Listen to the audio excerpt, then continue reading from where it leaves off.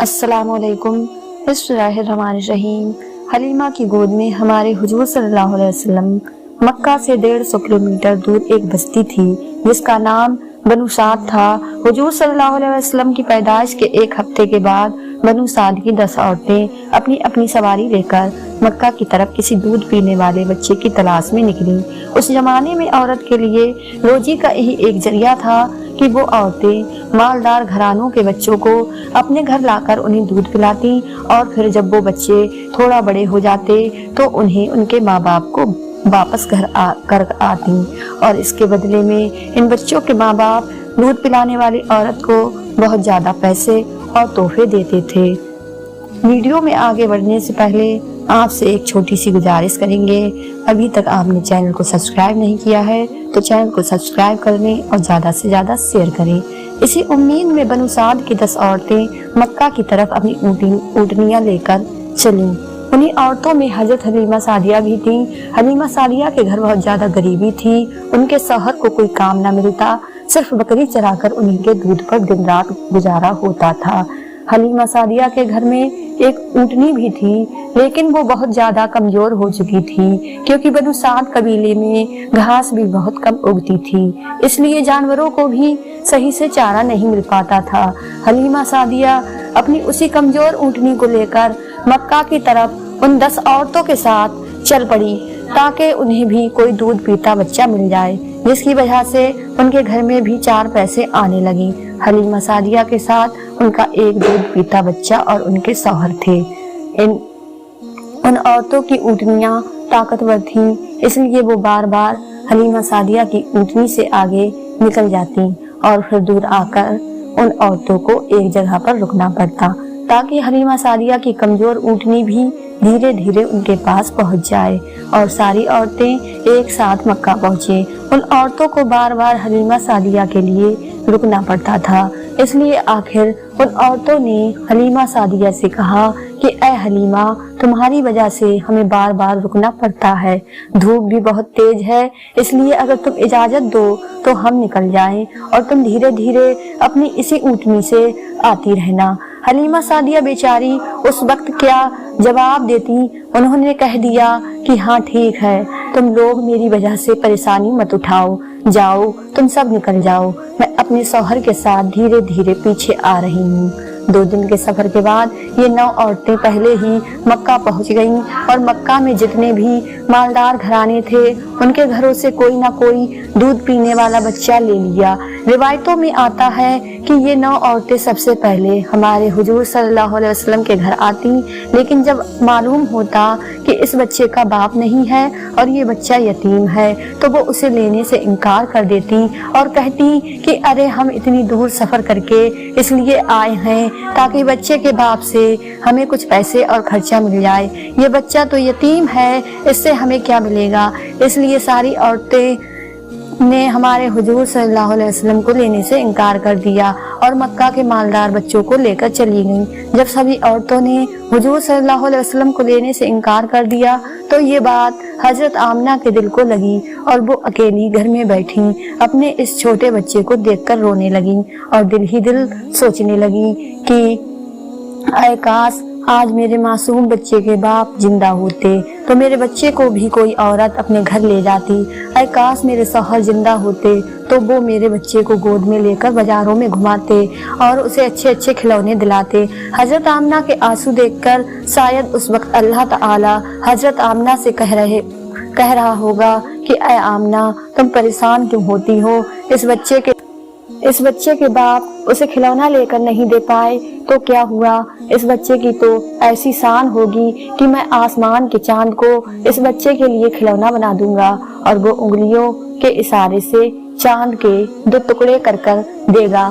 اے آمنہ، اس بچے کے باپ اسے کیا بازاروں کی سیر کرواتے، آنے والے وقت میں دیکھنا میں اس بچوں کو آسمانوں پر بلا کر جنت کی سیر کرواؤں گا۔ حضرت آمنہ خاموش پریشان بیٹھی تھی اور شاید یہی سب باتیں سوچ رہی تھی۔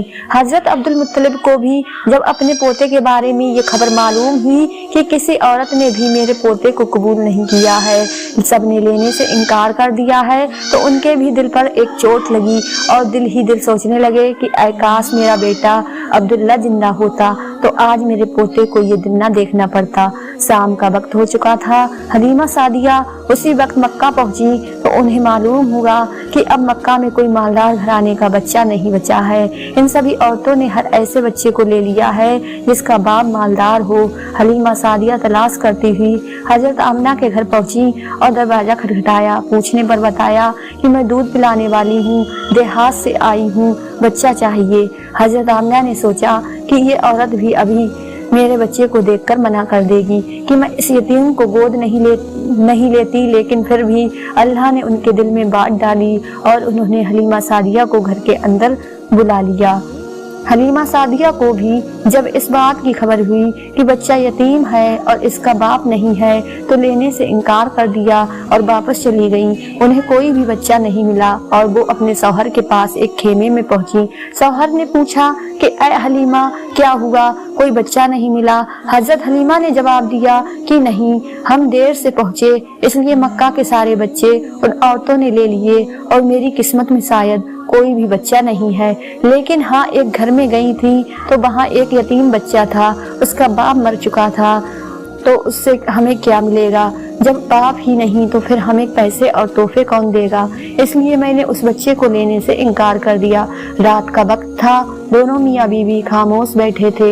हजरत हलीमा की गोद में जो बच्चा था वो बहुत ज्यादा रो रहा था क्योंकि वो 2 दिनों से भूखा था और हजरत हलीमा के सीने में बिल्कुल भी दूध नहीं बचा था क्योंकि हजरत हलीमा ने भी कई दिनों से कुछ नहीं खाया था, इसलिए भूख की वजह से उनके सीने में भी दूध आना बंद हो गया था।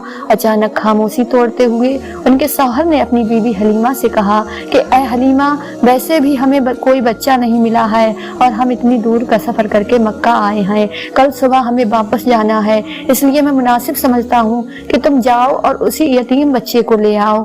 चलो, हमें कुछ पैसे नहीं मिलेंगे तो क्या हुआ, कम से कम अल्लाह की तरफ से कुछ सवाब ही मिलेगा कि हमने एक यतीम बच्चे को पाला। खाली हाथ घर लौटते हुए मुझे अच्छा नहीं लग रहा है। हजरत हलीमा ने कहा कि बात तो आप सही कह रहे हो, ठीक है, मैं अभी जाकर उस बच्चे को ले आती हूँ। और फिर हजरत हलीमा बीवी आमना के घर पहुंची। ये देखकर हजरत आमना बहुत ज्यादा खुश हुई कि चलो, मेरे बच्चे को किसी औरत ने कबूल तो किया। हजरत हलीमा ने फरमाया कि जरा मुझे वो बच्चा तो दिखाओ। हजरत आमना ने जमीन पर लेटे एक बच्चे की तरफ इशारा कर दिया। उस हुजूर सल्लल्लाहु अलैहि वसल्लम के ऊपर एक कपड़ा पड़ा हुआ था। हजरत हलीमा ने जैसे ही वो कपड़ा हटाकर हमारे हुजूर का चेहरा देखा तो उनका दिल धक से हो गया। हुजूर सल्लल्लाहु अलैहि वसल्लम ने मुस्कुराते हुए हजरत हलीमा की उंगली पकड़ ली। ऐसा खूबसूरत बच्चा और उसकी इतनी प्यारी सी मुस्कुराहट देखकर हजरत हलीमा खुद पर काबू न कर सकी और उस बच्चे को गोद में उठाकर सीने से लगा लिया और उसे प्यार करने लगी। बच्चे को सीने से लगाते ही हजरत हलीमा को ऐसी ठंडक महसूस हुई कि जो उन्हें सारी जिंदगी भी नहीं मिल सकी। फिर हजरत हलीमा ने कहा कि मैं इस बच्चे को जरूर लूंगी। हजरत आमना ने खुश होकर अब्दुल मुत्तलिब को बुलवाया और कहा कि एक औरत बच्चे को लेने आई है। यह सुनकर अब्दुल मुत्तलिब भी खुश हुए और जल्दी से घर पहुंचे। हजरत हलीमा से पूछा कि तू किस कबीले से है, तो उन्होंने जवाब दिया कि बनु साद से हूँ। फिर पूछा कि तेरा नाम क्या है, तो फरमाया कि मेरा नाम हलीमा सादिया है। यह सुनकर हजरत अब्दुल मुत्तलिब ने खुश होकर कहा कि वाह भाई वाह, नेकी और सादगी एक साथ जमा हो गई। उन्होंने हजरत हलीमा की तारीफ की और फिर फरमाया कि तुम मेरे बच्चे को ले जा सकती हो। हजरत हलीमा जब बच्चे को लेकर आगे बढ़ने लगी तो रुककर हजरत आमना से कहा कि ऐ आमना, मैं देहात की रहने वाली हूँ, मैंने आज तक इस जैसा खूबसूरत बच्चा देहातों में नहीं देखा। हजरत आमना ने कहा कि ऐ हलीमा, तुम देहात के रहने वाले हो और मैं शहर की रहने वाली हूँ, मैंने आज तक एक जैसा बच्चा शहरों में नहीं देखा। हजरत अब्दुल मुत्तलिब पास खड़े थे। उन्होंने कहा कि ऐ हलीमा, तुमने देहात में ऐसा खूबसूरत बच्चा नहीं देखा और ऐ आमिना, तुम तुमने शहरों में ऐसा खूबसूरत बच्चा नहीं देखा और मैं मुल्कों का सफर किया करता हूँ, मैंने मुल्कों में ऐसा खूबसूरत बच्चा नहीं देखा। अगर उस वक्त हजरत जिब्रील मौजूद होते तो शायद वो कहते कि ऐ हलीमा तुमने देहातों में ऐसा खूबसूरत बच्चा नहीं देखा, और ऐ आमना तुमने शहरों में ऐसा खूबसूरत बच्चा नहीं देखा, और ऐ अब्दुल मुत्तलिब तुमने मुल्कों में ऐसा खूबसूरत बच्चा नहीं देखा। और मैं जिब्रील सारी दुनिया का चक्कर लगाता हूँ, मैंने सारी दुनिया में ऐसा खूबसूरत बच्चा नहीं देखा। और अगर उस वक्त अल्लाह ताला से कोई पूछता तो शायद अल्लाह ताला फरमाता कि मैं इस बच्चे का परवरदिगार, मैं सारी दुनिया का मालिक, बादशाहों का बादशाह, मैं इस बच्चे की कसम खाकर कहता हूँ कि मैंने सारी मखलूक में इस बच्चे जैसा खूबसूरत किसी को पैदा ही नहीं किया। हजरत हसन ने हमारे हुजूर सल्लल्लाहु अलैहि वसल्लम की तारीफ करते हुए एक बार फरमाया था कि ऐ हमारे हुजूर सल्लल्लाहु अलैहि वसल्लम, आपसे ज्यादा हसीन मैंने किसी को नहीं देखा और आपसे ज्यादा खूबसूरत इंसान किसी औरत ने नहीं पैदा किया। आप तो हर बुराई से पाक करके पैदा किए गए, आप तो बिल्कुल वैसे ही पैदा किए गए जैसा आपको होना चाहिए। हजरत हलीमा सादिया हुजूर सल्लल्लाहु अलैहि वसल्लम को गोद में लेकर अपने शौहर के पास पहुंची। रात बहुत ज्यादा हो चुकी थी, भूख भी बहुत ज्यादा लग रही थी, वो छोटा बच्चा भूख से रो रहा था। हजरत हलीमा ने हुजूर के बारे में सोचा कि इस छोटे बच्चे को अपने सीने से दूध पिलाकर तो देखूं, शायद एक दो कतरे दूध इस बच्चे को मिल जाएं। हजरत हलीमा ने जैसे ही हुजूर सल्लल्लाहु अलैहि वसल्लम को अपने सीने से लगाया तो उनके सीने में देखते ही देखते दूध भरता गया और हुजूर सल्लल्लाहु अलैहि वसल्लम ने पेट भरकर दूध पिया। फिर उस दूसरे बच्चे ने भी पेट भरकर दूध पिया। हजरत हलीमा और उनके शौहर ये देखकर बहुत हैरान थे कि आखिर ये सब हो क्या रहा है। फिर हजरत हलीमा ने अपने शौहर से कहा कि आप ये बर्तन लो और बाहर हमारी जो ऊँटनी खड़ी है उसके थनों में जाकर देखो, शायद थोड़ा बहुत दूध निकल आए ताकि हम लोग भी कुछ दूध पी लें और अपनी भूख मिटा सकें। शौहर बर्तन को लेकर बाहर उस कमजोर ऊँटनी के पास पहुंचा तो देखकर हैरान रह गया कि उस ऊँटनी के थन दूध से भरे हुए थे। उन्होंने उसका दूध निकालना शुरू किया और पूरा बर्तन भर लिया। जब वो दूध लेकर हजरत हलीमा के पास पहुंचा तो हजरत हलीमा भी हैरान रह गई कि हमारी उस कमजोर ऊँटनी के अंदर से इतना ज्यादा दूध कैसे निकला। शौहर ने जवाब दिया कि ऐ हलीमा, मुझे तो लगता है कि इस यतीम बच्चे के साथ अल्लाह की कोई खास मदद है, इसलिए हमारे साथ ऐसे ऐसे अजूबे हो रहे हैं। हजरत हलीमा ने हुजूर सल्लल्लाहु अलैहि वसल्लम को अपने गले से लगाते हुए कहा कि हाँ, मुझे भी लगता है ये मेरा चांद सा प्यारा बच्चा हमारे घर की सारी मुसीबतों को खत्म कर देगा। सभी लोग दूध पीकर सो गए। सुबह हुई तो शौहर ने अपने कबीले बनु साद की तरफ लौटने की तैयारी शुरू कर दी। वो 9 औरतें पहले ही जा चुकी थी और बहुत दूर निकल चुकी थी। शौहर पहले ऊँटनी पर बैठ गए और फिर खुद अपनी बीवी को अपने पीछे ऊँटनी पर बिठाया। हमारे हुजूर सल्लल्लाहु अलैहि वसल्लम उस वक्त हजरत हलीमा की गोद में थे। उनके शौहर ऊँटनी को बार बार खड़ा करने की कोशिश कर रहे थे, लेकिन वो उठने का नाम ही नहीं ले रही थी। परेशान होकर शौहर नीचे उतरे तो वो ऊँटनी एकदम से खड़ी हो गई। शौहर बहुत ज्यादा हैरान हुए और फिर से ऊँटनी पर आगे बैठकर उसे चलाने की कोशिश करने लगे तो वो फिर से बैठ गईं और उठने का नाम नहीं ले रही थी। शौहर को कुछ शक हुआ और उन्होंने हजरत हलीमा से कहा कि ऐ हलीमा, तुम इस बच्चे को लेकर आगे बैठो और मैं तुम्हारे पीछे बैठता हूँ।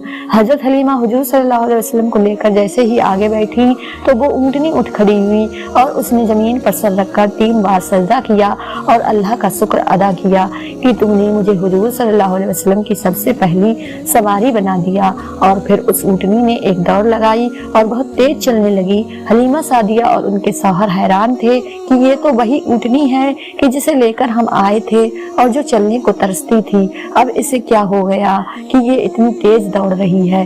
कुछ ही वक्त गुजरा कि उस ऊँटनी ने दौड़ते हुए उन 9 औरतों को पा लिया और तेजी से चलते हुए उनके पास से गुजरी तो उन औरतों ने हैरानी से पूछा कि ऐ हलीमा, क्या तुमने सवारी बदल दी है? तो हजरत हलीमा ने जवाब दिया कि मैंने सवारी नहीं बदली, बल्कि इस सवारी का सवार बदल चुका है। सबसे पहले हलीमा सादिया ही अपने मोहल्ले बनु साद में पहुंची। हजरत हलीमा सादिया फरमाती हैं कि उस दिन मेरे पूरे मोहल्ले से गुलाबों की खुशबू आ रही थी। सारे मोहल्ले वाले हैरान थे कि आखिर ये खुशबू कैसे आ रही है। ये अल्लाह की तरफ से हमारे हुजूर का उस कबीले में इस्तकबाल हो रहा था। प्यारे दोस्तों, वीडियो पसंद आई हो तो चैनल को सब्सक्राइब कर लें اور زیادہ سے زیادہ شیئر کریں. تب تک کے لیے اپنا خیال رکھیں. اللہ حافظ.